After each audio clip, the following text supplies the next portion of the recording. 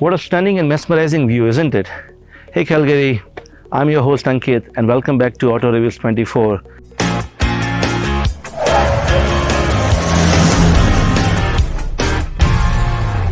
And as stunning is the skyline of Calgary, downtown as you see, so is stunning and stylish product which we are going to review today. And the product or the car is none other than right here, the Mitsubishi Outlander. This car here in black metallic color and blackout accent is wider, muscular, stylish and a very distinctive face. So if you are looking to find out whether this car is the right product for you guys who are looking to get into a compact SUV space, obviously it has an offering of gas as well as plug-in hybrid. The model which we are going to review today is the gas powered one, and hence I'm also here to answer whether you want to go ahead with the 2024 model, which is this one, or go for the 2025 refresh version which has subtle exterior changes, some more interior changes, and we will talk about that in our detailed review later in this. But if you want to save $5,000, then go for the 2024 model, or whether it is worth spending extra bucks for your money and go for the 2025 model. All these questions will be answered in our video, so stay tuned for this in-depth review of the Mitsubishi Outlander.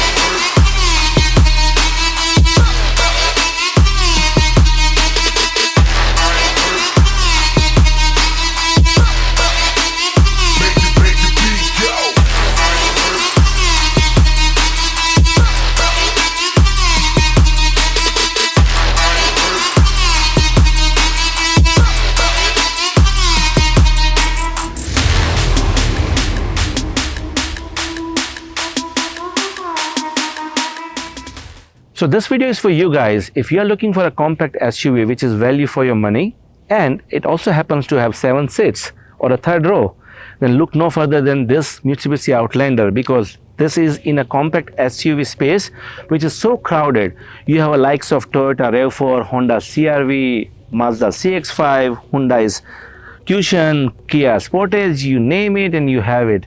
But what differentiates this car here is that value of 7 seats for the price of 5 seats. Now that's really good, isn't it? The only car which competes in this market right now for this car is the Kia Sorento, but that's little pricier on the side if you go with that. But hey, this is a Japanese car, so you can certainly expect precise engineering and a high value craftsmanship in terms of build quality as well. And obviously it comes with reliability and value proposition when you go for after sales market. So the important question which I'm here to also answer for you guys who are also wondering, should I go for the 2025 Outlander or go for the 2024 Outlander? My thought process is, if you want to save $5,000 or more or upwards, I think you should certainly go ahead and watch this review and you will get the answers whether you want to save the money or you want to go with the refreshed 2025 model. So without further ado, let's deep dive into a detailed review of this car and understand how it is against the rest of the compact SUVs. And hey, please don't forget to like and subscribe my channel Auto Reviews 24 so that I can bring more such amazing reviews for you guys and help you decide your perfect car. Alright, so before we get into the exterior styling, let's just see what's powering under this car. Basically shares the same platform as the Nissan Rogue. It has got the same underpinning engines and everything. But the good part is recently Nissan has decided to part ways with the engine which this car has and went on to have a 1.5 liter VC turbo engine which produces 201 horsepower. But in my opinion, this 2.5 liter direct injection inline 4 engine here is one of the best choice to have in this car right now. Let's talk in more detail about this. One more important thing, guys. You see how the styling is? For the 2024 model, you will see when you open the hood, this front styling and the grille also goes along with it. But in the 2025 model, the hood opens from this cut and the grille is much more stagnant with the front look. First thing, it's not an hydraulic hood, so we will need to find the stick to hold it, and that's where we will tuck it. This is a brand new car, and the engine here which we are talking about is the 2.5 liter direct injection inline 4 cylinder, which produces 181 horsepower and 181 pound-feet of torque. And this engine is mated with CVT transmission box. 0 to 100 is 8.9 seconds, and the mileage what this car will also give you is around 12 kilometers per liter, which is 30 mpg. I believe it's good numbers for the gas and the size of this vehicle. This is roughly around 4,000 pound weight, and this car also tows 2,000 pounds, so which is also a good number, so you can easily tow some bikes and stuff like that. Apart from that, one important highlight which I felt is not worthy to mention, this hood here is a steel made hood. Mitsubishi decided to go with this to make sure that it reduces the overall vibration as well as reduces the noise levels in the cabin, which we will find out in our driving dynamics review, that how quieter is this car. So let's kind of deep dive into the exterior styling first and then get into the interior tech. So one more thing I would like to point out is this hood, which is really designed to be more of a muscular car. As you see, there is a very neat cutout in between, and it's kind of giving it more character lines to it, and that's where it really assembles and blends well with the front look. Okay, then it's time for the exterior styling and understanding how does this car look. Right from the front here, I must say it's a very busy front end. Lots of crease and curves and different elements, but I love it. I love it the way it looks. It is certainly a head turner on the road. Right from the badge, if you see a beautiful big Mitsubishi logo right here, I love the way it spells Outlander. It looks really stunning in this black. Obviously, because of the black paint, it is not popping out as good as it should be, but it looks really nice. It's mimicking the Range Rover's world where it spells Range Rover, isn't it? Also, I see this grille in 3-step design with some very nice hooks and cuts, which looks really nice. Again, the refreshed 2025 version has this flat and integrated with some chrome lines instead of this black finish touches here, and this is for a precise reason, because this is a black edition GT NOIR, and hence you will see a chrome delete in every part of this car except the logo. So if you go down, you will see your safety sensing systems here. You have your front camera, so this car also has 360-degree camera system, a very simple honeycomb grille to get some air. The bottom of it, that's where it also has this prominent muffler, or the front fascia also has some active grills which can bring more air to the radiator for cooling. Other than that, most of the changes are on the way the car looks on its front LED lights. It is like a hand holding the car from both sides and protecting this car. It's that kind of a vibe which you get with this particular piece, which is a C shape, which in all other base models and mid models you will have it in chrome finish, but because this is the top of the line, you will have everything blacked out, and boy, isn't it looking smart and stunning. Here you have a divorced headlight kind of a system. On the top you have turn signals, which are LEDs, as well as daytime running lights, which are LEDs. On the bottom is where you have your main LED front lights. Now the upper ones are reflectors and the high beam and low beam setup, and most of the cars are missing on fog lights. This car does offer you fog lights, and that is also LED lights. How good is that? Now at the angle, this car looks more macho or muscular in every other way. Now let's talk about the side profile of this car and see how does it look from that angle as well. Right initially when I go to the side, I see this beautiful black painted R20 255 by 45 tires, which are all season tires, and it looks stunning to my opinion. The 2025 refresh has a completely redesigned alloy wheels. I would say I prefer this over that, because this is more traditional looking and kind of has a very turbine kind of look. The newer one has more flat edges and dual tone, and it is very prone to side skirts and damaging your wheels. You have a reflector here. Another side skirt changes which I see here is off-road kind of plastic cladding here and not the body colored one, which is, I would say a good change considering this car is off-roady wealthy.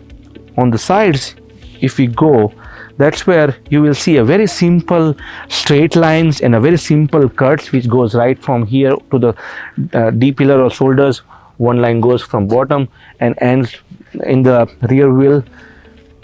As well as one important thing which I would like to highlight is the side mirrors are auto folding integrated side signals. You have got camera system here for the 360-degree view, and the entire window trim has now blacked out chrome finish touches here, which has a L-shaped hockey style trim. It has a hockey style kind of trim. I really love the black accent of this compared to the regular chrome finish, because too much of chrome is too shiny and it kind of takes away the beautiness of the car. The only zonk which I had in this model is the chrome in the front and the sides, but this car is a perfect balance because all of them are chrome deletes. Another interesting area is it has an exclusive NOIR badging. That is really interesting, gives you a more sophisticated allure feel to this car, as if you are driving a really expensive product, and why not, right? And another thing is this car also has 8.4 inches of ground clearance. That's a good number for taking this car off-road as well as on any paved roads. Another thing I would like to highlight is you see how the door opens. It is all tucked inside, so when you are hopping inside the car, you do not brush your clothes right here, and everything is clean, neat and tidy. That's a very good engineering choice. Overall, the side profile is very boxy and similar to Nissan's Rogue, I would say. But one more important thing is it has also got blacked out roof rails, which is also giving it a very nice stance. This car, mind you, is 185 inches long, and the wheelbase here is 106 inches long, so it gives you enough space in the second row as well, which we'll talk later. But the most important thing is this is really an ideal size for a compact SUV compared to its other rivals. It is slightly bigger. This car also has a shark fin antenna, and it also looks really decent size, and it does the job when it comes to playing your radios or FM system, and it looks really well in this black colored exterior design. So let us talk about the back of this car and understand how does it differ from the front. I really love the back as well. You have chrome finish trim here which ends beautifully and distinctively in the back. You have a very prominent and protrude rear spoiler which adds to the sportiness of this and also gives a good side look. Overall, the tail lights is where there are some changes in the refreshed one. Here the tail lights, you have incandescent lamp for your turn signals and reverse parking. In the newer model you have everything LED. That's about it. Some 3D effects as well, but other than that you still have a standard brake light which is completely LED. You have a big beautiful looking Mitsubishi logo over here. You have Outlander badge, and you have S8WC. It says super all-wheel control. It's their way of saying all-wheel drive. Now as we go downwards, that's where you will see again a change in element. This whole bumper is blacked out, gives you a more simple as well as elegant look. I love this creases, no exposed exhaust system here, so everything is very neat and clean. Again, this is your preference, but sometimes the car with exhaust system exposed looks really nice. In this case, I think it blends well with the overall rear look. Now let's kind of open the trunk and see how much space does it have. Again, you have simple easy access power opening of the trunk.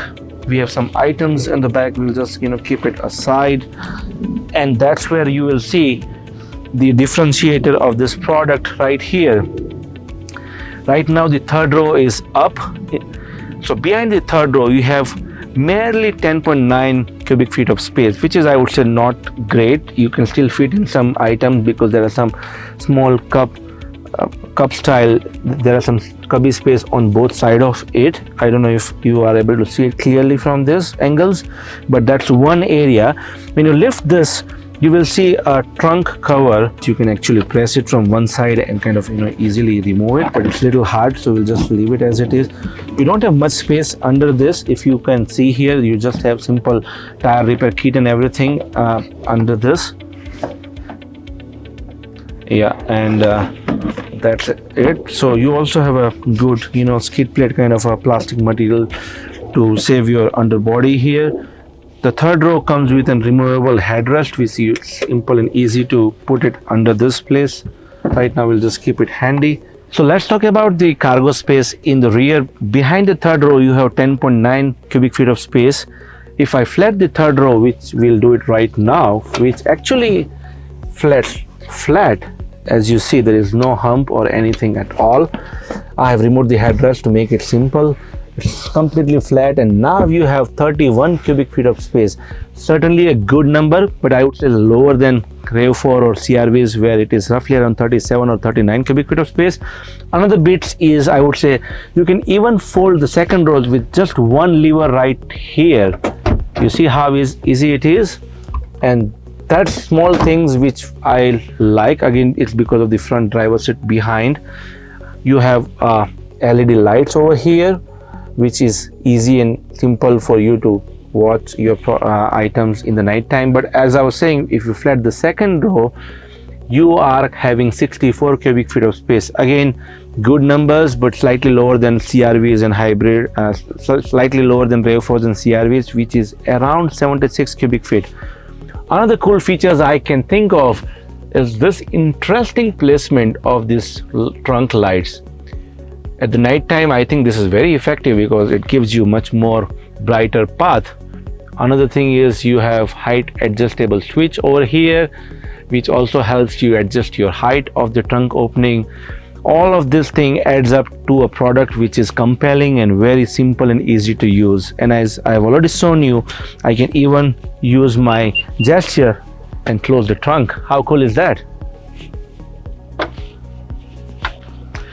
So it's time for us to find out how is the interior tech and the safety feature in this Mitsubishi Outlander.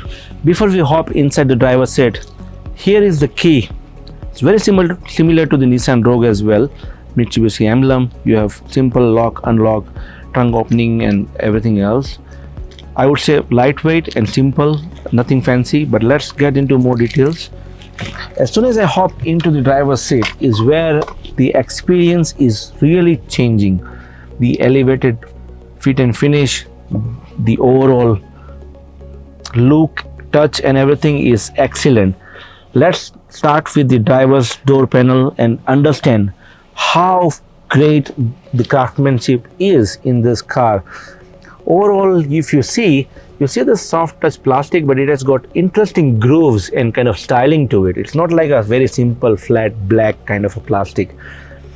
Soft touch, high touch, very interesting leather choice here. You have got white stitching accent, diamond quilted stitching over here, again soft padding here, which is really comfy. You have got carbon fiber inlays, which also is matte black and looks so stunning. One touch windows for all four windows, again great.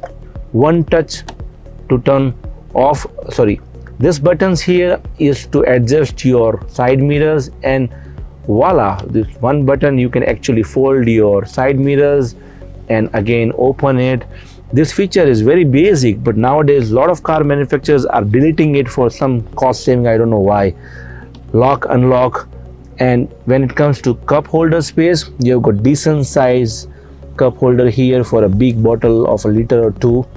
Even small and slim space here. You can easily fit 1 foot long Subway. The speaker grill is very simple and classic, not high end. I would say they could have gone with some sort of aluminum look to this. Okay, so another interesting bit is piano black finish plastic over here. I would say it's a small space, so it's fine, but it also has memory seats, 2 function memory seats, which is really nice.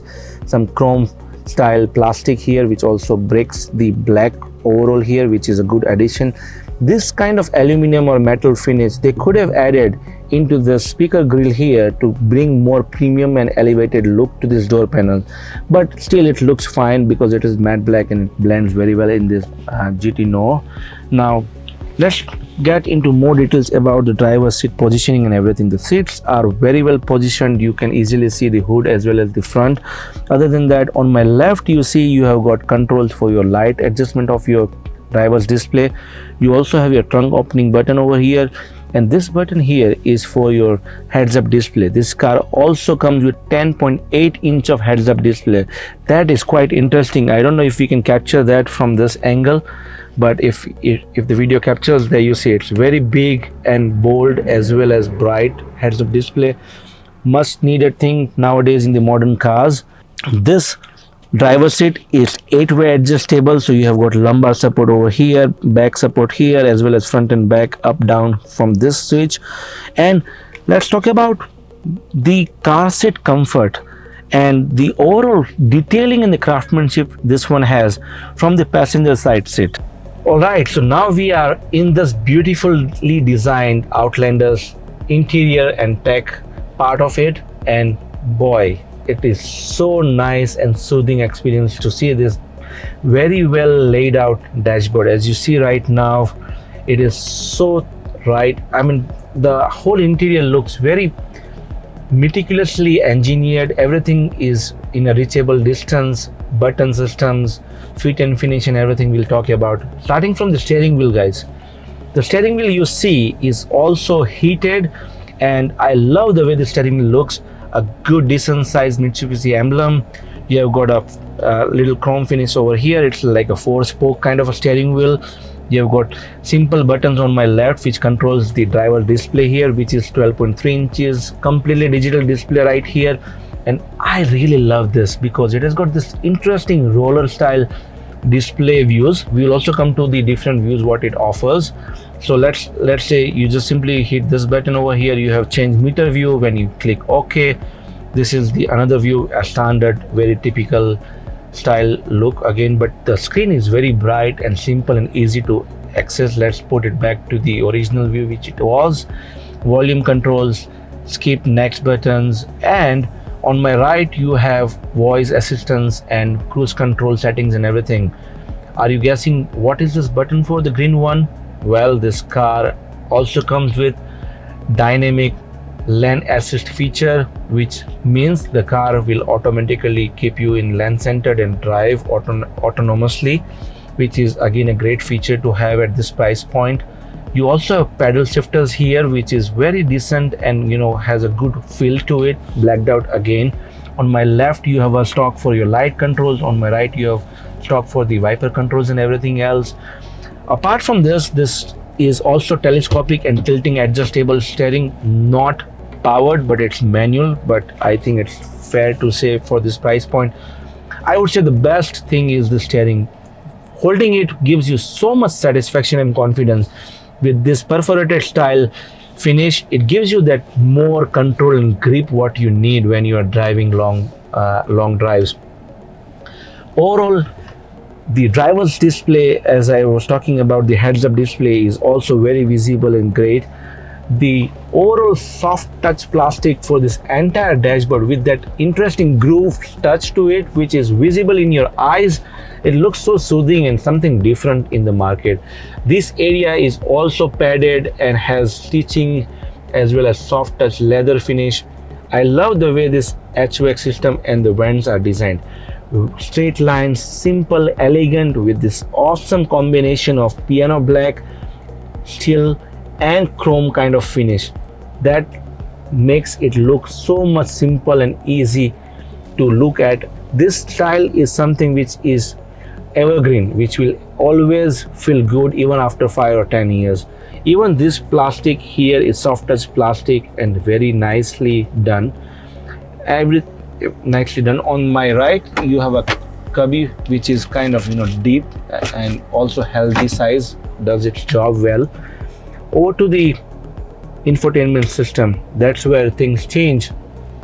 This infotainment system is a 9-inch infotainment system. I love the way it is very close to the driver's positioning. You have a combination of both touch screens as well as physical buttons, knobs for the volumes, and that is exactly what you need when you are driving a car, a traditional car feel, which you also want.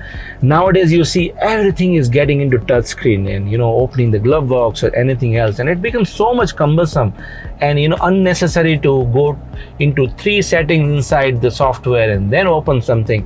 In this, everything is simple and easy. If you want to turn on the audio, if you want to turn on the Apple CarPlay or anything else, if you want to turn on the Apple CarPlay, or if you want to go back to your main menu, even if you want to simply go for the cameras, which is a 360-degree high resolution cameras, as you can see, very easy and simple to park. When I turn the steering, you have this guiding line which will also turn and make sure everything is fine. Safety features, guys, this car also comes with loaded safety features. It has got a rear emergency braking, front emergency braking sensors all across the car, and that's all what counts when it comes to value for money and great quality product. You also have fine-tuning knob over here. Now let's go downwards. But hey, you were wondering whether I should go with the 2024 or 2025. One of the changes what you will have in the new refresh model is, instead of this 9-inch, you will get a 12.3-inch touchscreen, a much more wider and bigger infotainment system, I would say. This one and the newer one both supports wireless Apple CarPlay and Android Auto. Hence, I would say it's not a make or break feature. I mean, if you're saving a couple of $1,000s and getting this screen, why not? It does a job because it connects to your wireless Apple CarPlay and you can do whatever you want, and it's a healthy, decent size. So I would say it's not a big thing to consider when you are shopping between 2024 and 2025. Other small few changes which I would like to highlight here is this HVAC system over here. Again, some black piano finish is there, but it does catches fingerprints easily, but it really looks very decent and simply and a very simple layout. You've got 3-stage heated seats but no ventilated seats. It only comes in the refresh model, but you have 3-zone climate control. You have got front, back heated seats as well. You have got heated steering wheel over here, and notably you have a wireless charger right here, which is easy and simple to put forward. Another thing you will see is USB-C and USB-A combination. In the new refresh model, every other port is now changed to USB-C, but good thing is you at least have one USB-C here. You have got traditional 12 volt charger here, which you can use it for your cigarette lighting if you are smoking. Hey, but I don't advise you to smoke in the car, by the way. It keeps your car dirty. When it comes to keeping the car clean, you see the center console, so nicely designed. Again, soft touch material with stitching gives you elevated feel. One thing I would say, again, piano black finish over here. The good thing is this part is plain and this part is again mimicking the carbon fiber look. In non GT NOIR models, you will have this part here chrome finish like this. I would say that's the way to go, Mitsubishi, because this really catches a lot of dust and easily kind of gets dirty. Talking about the center console, you've got auto hold, parking, electronic parking brake, and this knob right here, look at the grooves and the metal is still filled. It's very similar to what you get in Mercedes cars for the price of $50,000. Why not, right? A lot of stuffs here. Right now, these are all different modes. If I turn this side, it turns into eco mode, and that all you will see digitally in the driver's display here. So eco mode, you have got normal mode, then you have got tarmac, which is basically their way of saying off-road. You have got gravel, again off-road mode. In fact, sorry, tarmac is their way of saying cruising on the highway.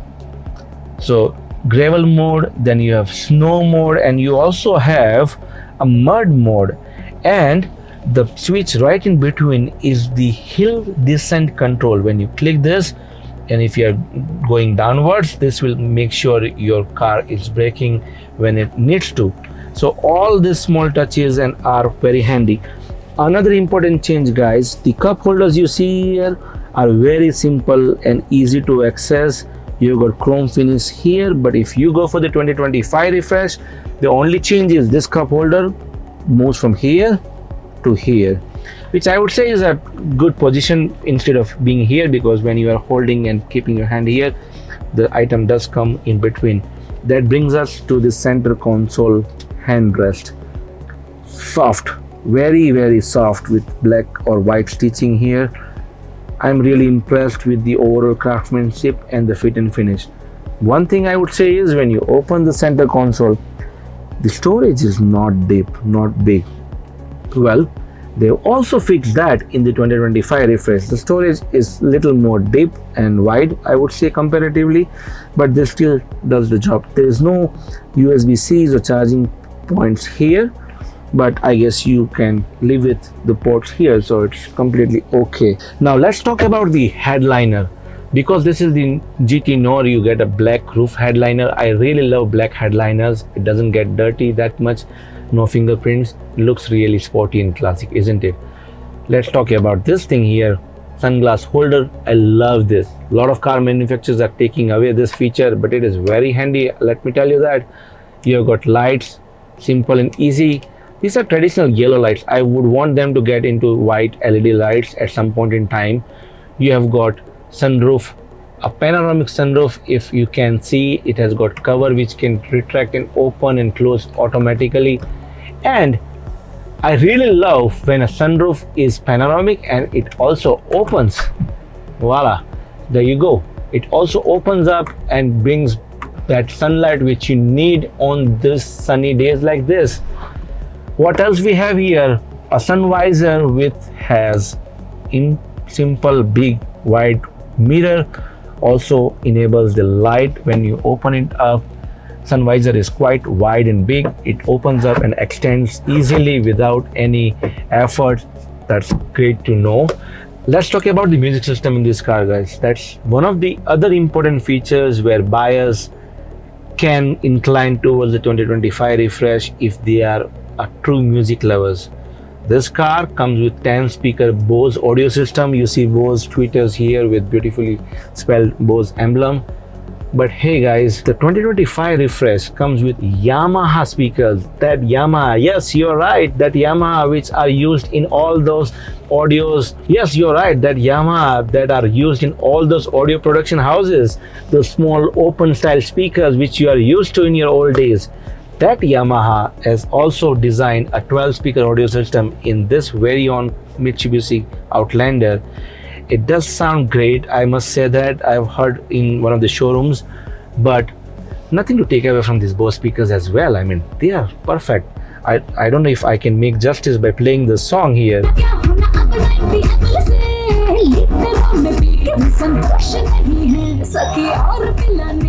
As you see, it is really immersive. The bass is really great, treble, and the sound system is very awesome. Alright guys, now I'm in the back seat of this Outlander, and let's talk about the comfort and space and touch and overall luxurious feel which you get.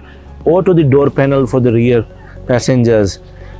Again, no compromise. Soft touch plastic with the same styling, soft touch leather finish, stitching, diamond style stitching and diamond style cuts. You have got same carbon fiber inlay layout. You have got one touch window opening, soft padding over here, decent size cup holders here, as well as anything you want to put. Same piano black continues here, but good addition is this sunshades which are manual obviously, but it is handy to have it on those sunny days. And when you hop inside is where your experience is again elevated. Look at the space which I have in front of me. The legroom is roughly around 38 to 39 inches. When I'm talking about the headroom, as you see, I'm not brushing my hair on the headliner. I've got enough space. I am 5'8" and I still have good healthy space, so that's really a good sign.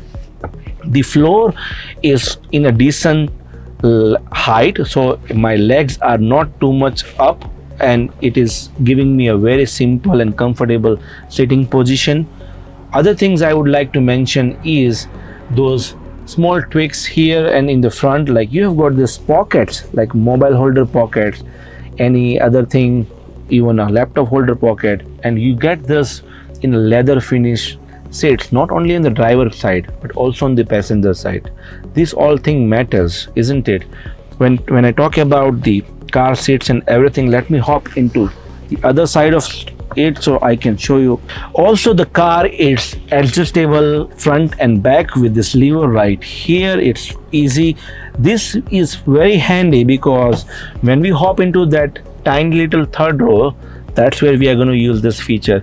It also has a cool feature of three-way adjustable back seats. Here you can also adjust way back for a relaxed long drive setup, and you can adjust in a middle way also, as well as whatever the ideal position you would like to have.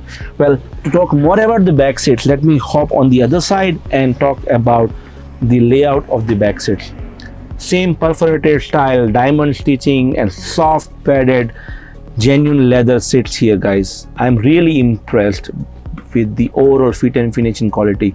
You have got child seat anchors over here, easy and visible right away to tuck your car seats for your child. So here we can also use this button here to kind of put your armrest. You see how the armrest is not all the way down, so that kind of gives you a good angle and a height for you to keep my hand right there. Again, an engineering piece.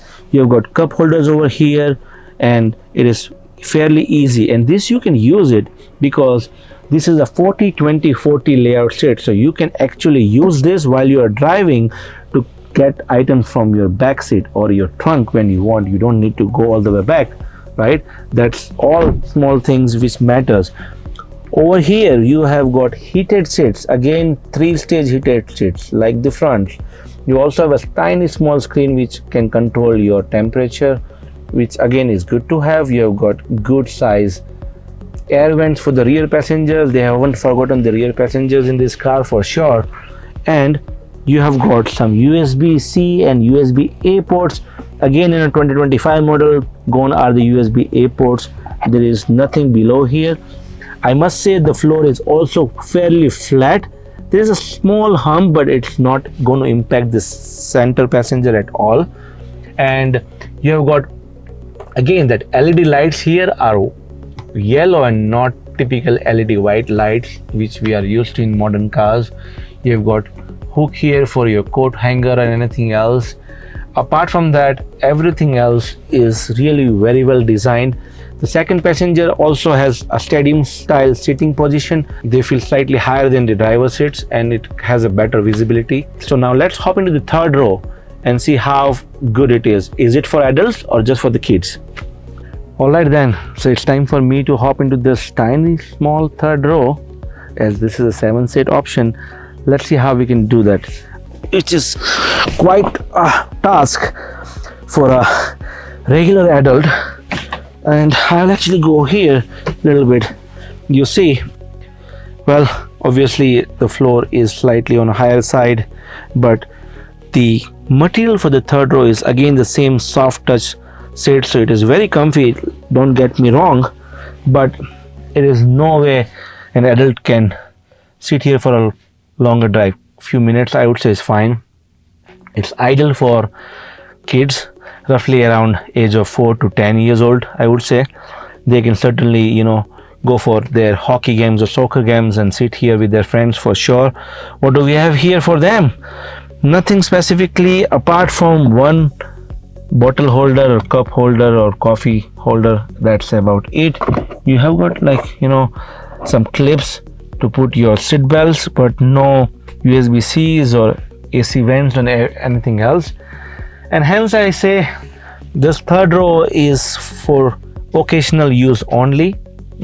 The good thing is the headroom is still there in spite of me sitting slightly higher on from the floor. It is not brushing my head, so it has got decent size for the kids to be able to be comfortably sitting here. Another thing I would say is there is a small windows here for the third row. So they have not completely forgotten the third row. They have made an arrangement to make at least some light available for them. That's a good choice at the end of the day, right? Alright, so it's time for the driving dynamics review for this Mitsubishi Outlander, and it's really interesting, so stay tuned for this. The sitting position is very commanding and really impressive about the road view. The windshield is quite large in its own way, so it really improves the visibility. The A-pillar here is slightly on a thicker side, but the good part is it's way more in the front. So when it comes to pedestrian or blind spot monitoring, it's quite easy and simple. In fact, this car also comes with blind spot monitoring. Now let's talk about the turning radius. I'm going to do a complete U-turn here, and it is a breeze for me to turn on the same road, so it signifies the turning radius of this car is equally great. Again, so far the small bumps the car is handling very well. This car currently is in a normal mode. The steering is also equally very well weighted, not too light, not too hard, which is exactly what we want. And the feedback is good. There is no dead spot. As you see, I'm kind of mirroring, and the car is also doing the equivalent job. So I'm really happy with the initial thoughts of this driving impressions. Now let's just kind of speed it up and see how it works. The power delivery is quite linear thanks to the CVT gearbox here. Talked about the braking confidence. The braking was really satisfying, soft, and it was not bouncy at all. That's a great sign. Now, as I mentioned, the 2025 model over here is actually the one which has got improved suspension and steering. That's what they claim. I would say the improved suspension is mainly coming from the changed shock absorber, which they have changed in the suspension, as well as the stabilizer bars. Other than that, the steering feels quite confident. I don't think there could be much difference in the pre-refresh model and the refresh model. The hill descent, as we are right now, the hill descent switch right here can be activated, and I'm taking the pedal off, and it is kind of doing its job by slowing the car down appropriately, which is a good sign and a great technology to have in any car. Now we are going to take a sharp turn here and look into other aspects of this driving. As I mentioned, the sound damping in this car, the noise levels in this car is exceptionally well at this price point, in this price category. Right now, as you clearly see, there is hardly any noise coming inside the cabin from outside, especially the engine noise, which is something common for most of the cars. I'm going to push hard to see if it comes inside. Like I'm pushing my gas pedal hard, but I can barely hear the sound inside. That's the precision of sound damping materials which they have used in this car, especially over the hood and under the floor.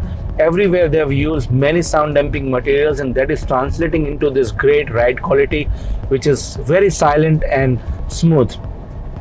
One more observation from the pre-refresh and the refresh one is the newer one does give you a digital rear view display here, which is again on a top model only, but that's one thing to note.